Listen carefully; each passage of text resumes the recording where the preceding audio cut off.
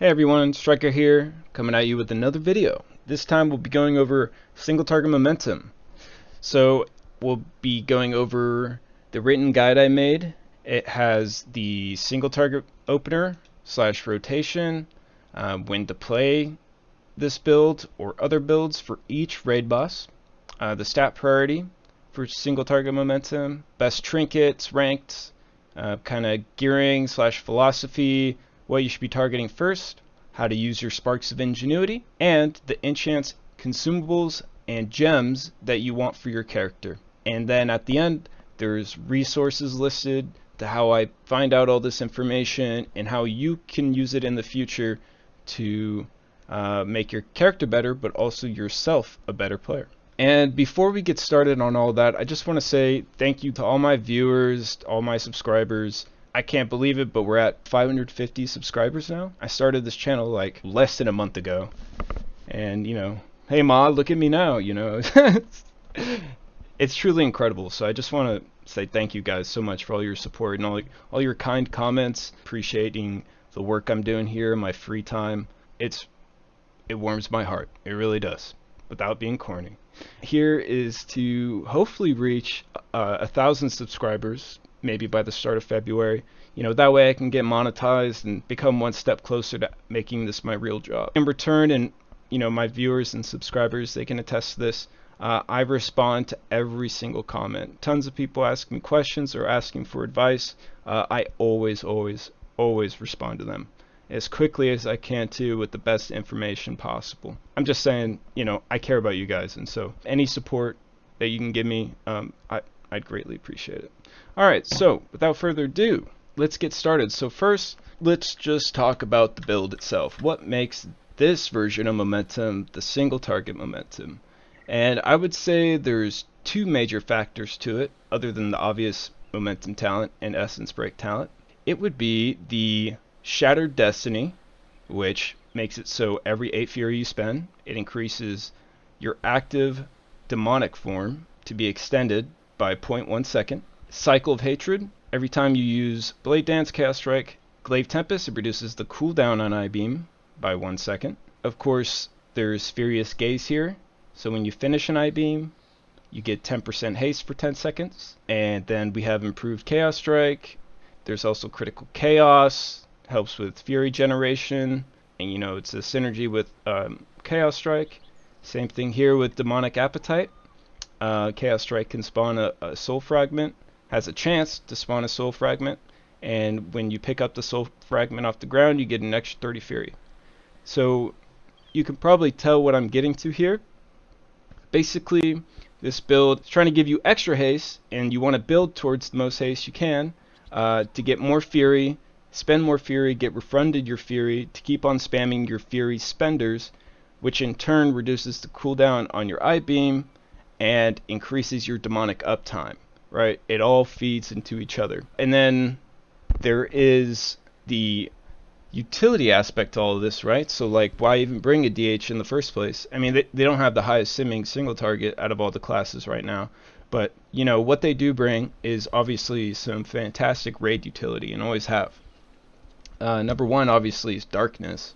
Incredible raid wide CD, can completely negate some mechanics. I mean, it's just a fantastic CD, and you can talent it to Pitch Black, which you should pretty much always be talented into this for progression fights, which basically turns your Darkness into a 3-minute cooldown instead of the normal 5-minute. Other talents, Sigil Misery, this could see some use, but I haven't found a real use for it yet. Maybe like the ads on Razageth, like the sparks, where you have to CC them or dispel them or interrupt them to get them to despawn.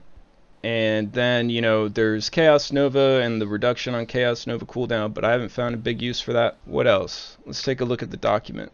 Oh, right. Also, there's a Demon Muzzle, which, if you didn't know about this talent, basically when an enemy is affected by your sigils, the enemy will deal 8% reduced magic damage to you. Also, Infernal Armor, I found use for this on Mythic Taros. Immolation Aura increases your armor by 10%. And it has 2 ticks of it, so it can be 20%. Fights with tons of physical damage going out, that can be helpful, right? Next, let's talk about the stat priority. So eye level overall, then crit is the most important stat. Next, I would say haste. Haste, actually. Haste is fantastic in a pure single target build like this. You want to aim for around 15 to 20% haste, unbuffed. And, you know, once you reach 20% haste, then there's tons of diminishing returns. And most likely for your character, that is when Mastery will start to pull ahead in stat priority. But yeah, so you want to shoot for around 15 to 20% haste. It makes the build feel really, really fast and really strong. And then Mastery is obviously still good too, though. I mean, there's nothing wrong with Mastery, even if you don't have the 20% haste. Mastery is still fantastic, increases chaos damage. So, but you know, at the end of the day, you know, with all this, just make sure you keep going to raidbots.com and keep simming your character using the top gear option, and just do what that little robot tells you. Said it in all my other videos, and it still remains true. The robot does know best. So yeah, the thing you guys all came here for, most likely. Let's talk about the single target momentum rotation / opener. So the pull timer starts. You wait till 2 seconds left. Then you send your sigil of flame, and then right when the pull timer ends and you pull the boss, you want to Imma Aura, Fell Rush, and then you can send Fell Blade to like close the distance if there's extra distance, or you want to generate the extra fury real quick. You send the hunt, then you want to Eye Beam, Chaos Strike, and then Vengeful Retreat, because likely at this point in the opener, your momentum's going to not be up anymore, your momentum buff. So you want a Vengeful Retreat to get the momentum buff and also get the initiative proc. You want an Essence Break, and then Death Sweep, and then Metamorphosis, and then Death Sweep again, and then Chaos Strike, Eye Beam, Chaos Strike, Death Sweep, Chaos Strike spam, and then the normal priority through that. And if you guys watch my Glaive Tempest build, just remember here too, in the single target momentum build, we are talented into the inner demon talent. So basically, whenever you enter demonic form, you get this proc called inner demon, and empowers your Chaos Strike, and also allows it to cleave all other mobs around you, around the target that you did Chaos Strike using that buff, right? Name of the game here, and also in this rotation, just make sure in the opener with Metamorphosis, you are not just Eye Beaming and the Vengeful Retreat and going straight into your Essence Break window, completely missing out on this Inner Demon proc, right? This free damage. Make sure you use that Inner Demon proc before you go into the Essence Break window. And then, so just getting back to the rotation, from here on out, just normal priority. Make sure you're always keeping your momentum buff up by using Fell Rush. And same thing with Vengeful Retreat. Use it on CD. And then something interesting about this build as well is that if you have enough haste, then in between your Essence Break windows, you'll likely get an extra Eye Beam.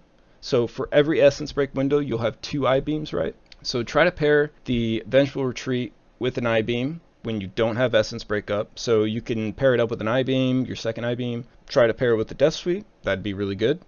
Same thing, Imma Aura and Unbound Chaos, or the Hunt, obviously, right? Just any hard-hitting ability, obviously you want to pair that with your Vengeful Retreat. And then outside of that, for the normal priority, you're just sending Blade Dance and Death Sweep off CD, Insta, and then Imma Aura, just use it as soon as it comes off CD. Fell Blade you want to use if you need Fury for your other harder hitting abilities, or if you want to close the gap, like say you're hitting the boss but you need to get your momentum buff up, so you like dash away from the boss. So to prevent yourself from having to run back in, you know, just normal, missing uptime, you know, you can just quickly Fell Blade, lose no downtime, right?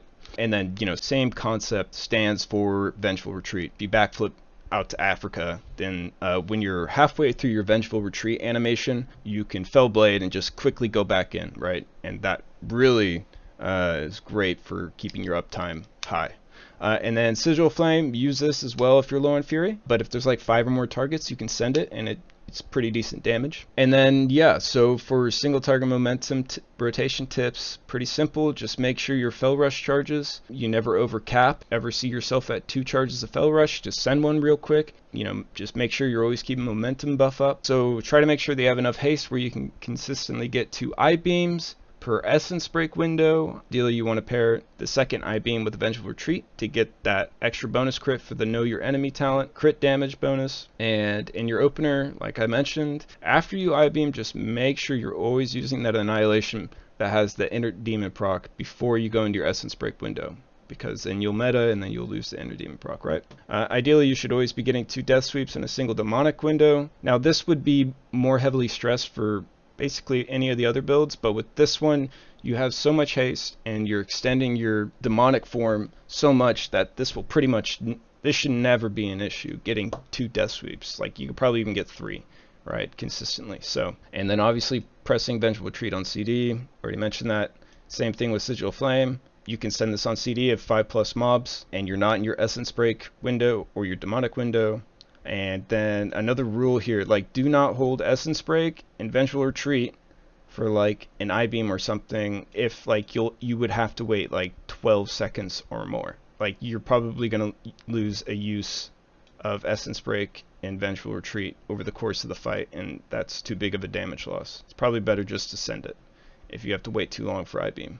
And then generally, this is another really important rule, and I learned this somewhat recently and it's helped a lot. Do not go out of your way to throw glaive at your demon spawns from Fodder of the Flame procs. Just passively cleave it down, unless you're about to go into a big burst window, like Essence Break or using meta. Then you can go out of your way, throw glaive it, go pick up the demon soul for the percent increased damage, and then send all your cooldowns, right? Okay, so that's the rotation, and we can just quickly show you that right now. Let's do that in game. So you'll notice here I have an add-on that shows what ability I use in the timeline, and you can just look at that. It's right in between here. Alright, so we'll do this slow. So 2 seconds left on the pull timer, you send the Sigil Flame, then you Immo Aura, you Fell Rush in, send the Hunt, so you can use it with the initiative proc. Then you want to I-beam. Use your Chaos Strike first. Right after that, Vengeful Retreat, Essence Break, Death Sweep, Meta, Death Sweep, Annihilation, use the Inner Demon proc. Then you I-beam, then Annihilation or Death Sweep, whatever is up first. And then Annihilation spam. And using whatever else comes up off CD. So as you saw there, my Immo Aura and my Vengeful Retreat came off CD at the same time, so I Vengeful Retreated, Immo Aura'd, Fell Rush back in, and used the Unbound Chaos with the bonus crit strike damage, right? And so you're just doing that over and over and over again, right? I-beam, and then outside of your opener, you want to, after you I-beam, just immediately Vengeful Retreat, Essence Break, Death Sweep, Chaos Strike, right? Because then, right after the I-beam, you don't have to send your Chaos Strike, because you're not using meta, which would overlap your Inner Demon proc. You want to use the Inner Demon proc thing, or the Empowered Chaos Strike, with your Essence Break. And that's pretty much it. Okay, so next up then, we're going to go over which build you should be playing for Havoc Demon Hunter in the raid. So which build to play on each boss. Just remember, this is my opinion. I'm basing this off of my own experience and the top parsing DHs on warcraftlogs.com. Generally speaking, if you're progging on any of these bosses, play the build that's going to result in the less death for your raid team and yourself. Raiders will thank you. For Heroic, Aranog, you want to play single target momentum for both. Primal Council, on progression, I would recommend Glaive Tempest or Throw Glaive, whatever you're more comfortable with, but for parsing, what's going to do the most damage is Throw Glaive. For Taros, it's single target momentum for both. Senarth, for progression, kind of just like Primal Council. For progression, you can play Glaive Tempest. It will most likely result in less deaths, but if you're more comfortable with single target momentum, then go ahead. Parsing, single target momentum will do the most damage. Kirog, it's single target momentum for both. Dathia, I would recommend Glaive Tempest for prog, so you don't spread the debuff as much, but parsing, single target momentum will do the most damage. Broodkeeper, just play Throw Glaive, AoE momentum build for prog and parsing. Tons of ads, way more ad waves. It's just going to do more damage overall. Kill the boss easy. Rezagath, it's single target momentum for prog and parsing. Now for Mythic, Aranog, for prog and parsing, you want to play Glaive Tempest. It actually does the most damage, but all the top parsing DHs used it, and I got a 99 parse on Aranog like 3 weeks ago with using it. So If you're a Glaive Tempest fanatic, then, you know, rest easy with knowing that right there. For Mythic Primal Council, I would recommend Glaive Tempest on progression, but if you're more comfortable with Throw Glaive, then go ahead. But this is a lot more intensive than the heroic counterpart. A lot more dots. More people get the dots, I believe, and you don't want to be that typical momentum DH where you're unaware of what's going on around you and you're just spreading the dot to everyone and killing people, right? I mean, it's still an easy boss if you're a Mythic Raider, but yeah, for progression, I actually opted for Glaive Tempest. But then every time after that, I played Throw Glaive to try to parse. It's still difficult, though, because it's annoying that we have to run out with the spreadable dot circle thing around you to go to the pillars. Yeah, that fight is just so stupid. I hate it as a melee DPS. For Taros, it's single target momentum for prog and parsing. Senarth, I would actually recommend Glaive Tempest once again for progression. That is because there's way more ice on the ground, there's way more ground effects that you get targeted with, it can hit other people with, to where I'm not sure if I would recommend playing single target momentum. Also, it's way easier to just fell rush and like slip on some ice and, you know, dash off the edge. And also, your movement abilities on that fight is extremely precious, especially compared to heroic, because like I said, there's just way more ice, way more slipping, you're way more slow. But yeah, just go Glaive Tempest for your first kill. It's not even that much less damage, honestly. The first time I killed, I still got like an 80 something parse as Glaive Tempest. The other single target momentum DHs on the logs, I mean, they're really not even doing that much more damage than Glaive Tempest top parsing DHs. So for Kirog, this one is different than heroic because on Mythic Kirog, you always got basically 2 mobs to hit, and that's when Throw Glaive is going to pull ahead. And there's no reason to not play Throw Glaive momentum on that fight. Really nothing you can spread or whatever, or screw other people over with the momentum tomfoolery. It's just big damage. Dathia, for prog and parsing, I would recommend single target momentum. The only other build I've seen people play on that is the Throw Glaive AoE build, and I assume it has something to do with all the ads that spawn for Mythic Dathia. For Broodkeeper, it's Throw Glaive on both. I haven't started prog on this though, so I can't really give you any personal experience on that fight, any notes on personal experience on that fight. Razagath, it seems like single target momentum or Glaive Tempest is completely fine for prog and parsing. Okay, so if that's all you wanted to know, I hope you enjoyed the video, and I'll see you in the next one. But for all my new DHs out there, this next part of the video and the written guide is for you. So let's talk about first the gearing philosophy or prioritization. So you want to target your 4-piece tier set first. It's like a 20% damage increase or something like that. I went for the shoulders, helms, and gloves and legs. Those had the best stats, but obviously try to get your 4 set any way you can. And then for my chest, I just took the highest eye level chest with the best stats that I could.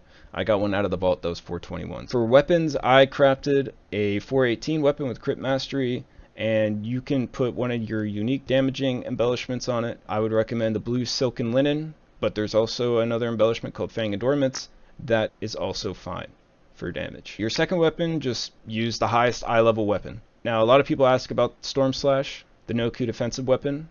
If you had a 421 of that compared to a 421 weapon with the best stats, I'm sure the 421 eye level Storm Slash would pull ahead on pure single target. But if you have a 421 weapon versus a 415 Storm Slash, the 421 weapon is going to do better.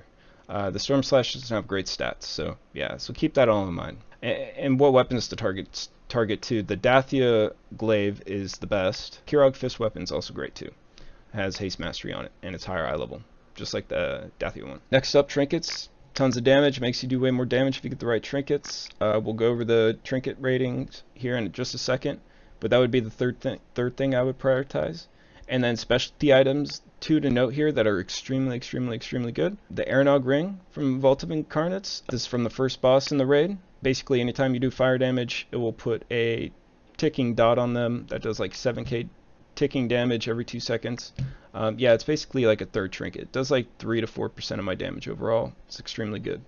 Broodkeeper Ring also, this is great for survivability. Anytime you do fire damage, you have a chance to get a 52k health shield on you, so great for survivability. And then I go over this more later, but yeah, for your necklace, you should only have the 418 necklace Elemental Lariat. It counts as your second unique damaging embellishment. Basically, it has a proc chance to give you 551 stat for 12 seconds, right?